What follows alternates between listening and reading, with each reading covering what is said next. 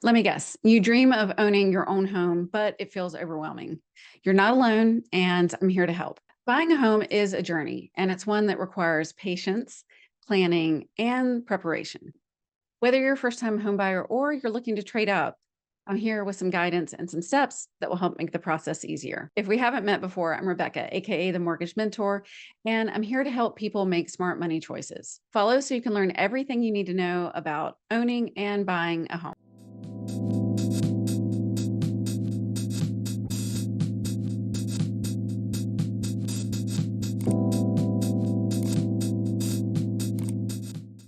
Thinking about buying a home, but you're not sure if you're ready. A lot of potential home buyers feel lost when they know what they want, they know where they want to be, but they're not sure how to get there. And it's a reasonable concern because without a clear path, you could miss out on some of the best mortgage rates or your dream home. So here's what you need to do. Start by getting a full picture of your financial health. And the best first step for that is going to be to check your credit. Make sure that there's nothing on there that shouldn't be and see where your score is because that's going to have a big impact on the rate that you get. Also, look at your savings, not just for how much you need for the down payment, but also for closing costs and to make sure that you'll still have an emergency fund after you buy. Lastly, make sure that your mortgage payment actually fits your budget. It's going to be the mortgage payment that includes, yes, the payment to the loan, but then also taxes and insurance. You don't want to be house poor. So, what are you doing to prepare to buy a home? Two things I want people to understand when they're preparing to buy a home is focusing on their credit score. It doesn't mean that you have to have the very highest credit score in order to buy, but with a little bit of time and some simple steps, you can improve your score so you can get the best terms possible for your scenario. One of those things is to look at any credit cards that you have and bring the balances down. A lot of people think that if a card isn't maxed out, you're good to go. And really, once you're over 50% of your credit limit, you start to get dinged. It starts to affect your score.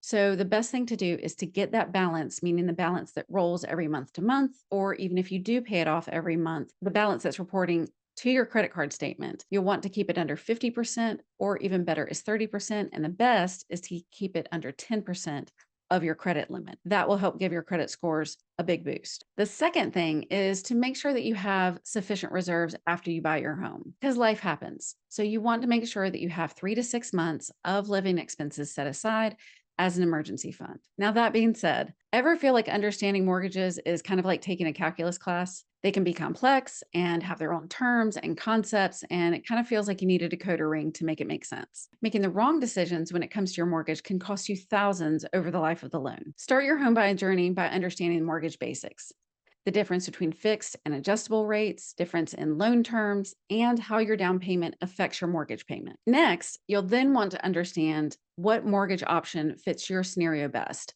And a loan officer like myself can help you determine whether that's a conventional loan, FHA, VA, USDA, and the pros and cons of the loan type that you're choosing. Let me know in the comments where you're at in your planning process. Two common questions that I want to answer for you when it comes to mortgage basics. The first one is going to be the difference between a fixed rate and an adjustable rate. And a fixed rate means that the rate that you get on your mortgage is going to be the same from your first payment to your last. An adjustable rate or an ARM means that the rate is going to be fixed for a certain amount of period, a certain number of years.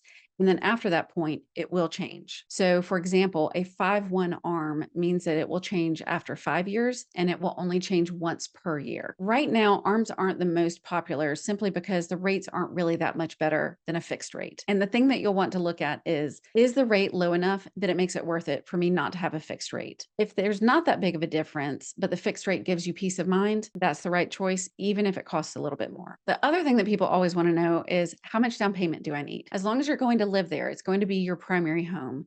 There are many options where you can put less than 20% down. For example, with USDA and VA, you can put as little as 0% down. FHA only needs a 3.5% down payment. And with conventional, you can put 5% down as a minimum down payment. Or if you haven't owned a home within the last 3 years or ever, then you're considered a first time home buyer and you can put as little as 3% down. Got your eye on a dream home?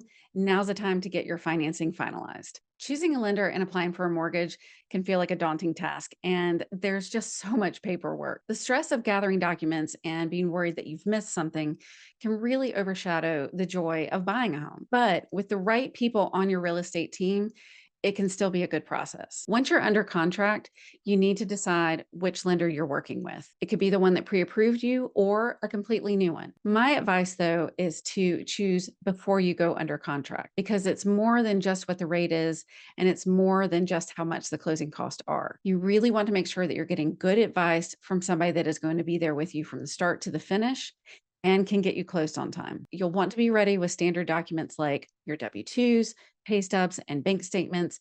And having that documentation handy and being able to respond to your loan officer quickly with any requests will go a long way for closing on time. Once you have all your documents ready, and you've turned those over to your lender, the next step is that your file will go into underwriting. And that means an underwriter will review your file and make sure that all the documents match the loan guidelines so you can be approved for your loan. Let me know any questions that you have about this step, or if you've been through it before and have some tips to share, I'd love to hear those as well. One thing that's really helpful to understand too at this process is what else is going on behind the scenes. So, as a lender, yes, we're working on gathering your documents, getting the file underwritten.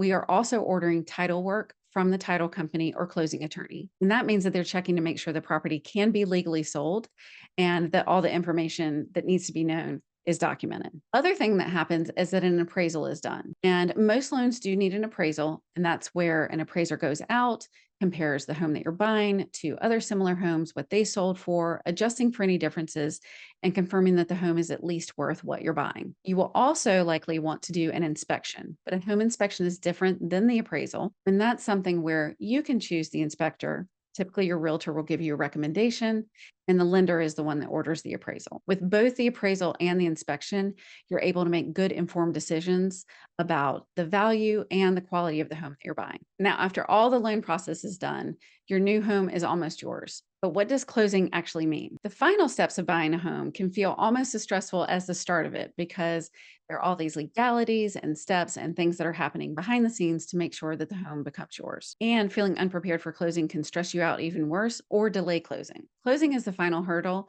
in the home buying process. You'll want to prepare by reviewing your closing documents in advance. One of the biggest things you'll do is get a closing disclosure before the day of closing that you can review with your loan officer so you can understand exactly where all the money goes in the transaction and how we got to your payment and the final amount due. The final walkthrough of your property will also happen right before closing to make sure that everything is shipshape with the house and you feel good taking possession. Now, I have some closing stories that can be doozies, but I'd love to hear from you if you have any to share. A common question around closing deals with the actual closing cost.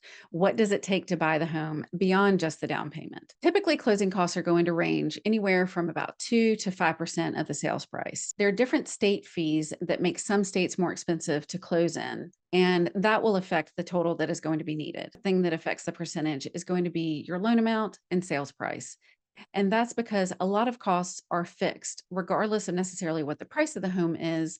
An appraisal is going to be around the same cost. Some of the variable things like title insurance, taxes, and insurance will change a little bit. Typically, the larger priced home, the less percentage your closing costs are because they're fixed. The best thing to do is to make sure before you're making an offer that you have a specific estimate and you know exactly what is going to be needed so there aren't any surprises, and you may even be able to ask the seller to pay the closing cost on your behalf. Buying a home is a big step, but it doesn't have to be a scary one because with the right preparation and information, you can navigate it with confidence. Have other real estate questions or want to know more about the home buying process? Let me know below. And don't forget to like and share this video if you found it helpful. See you next time.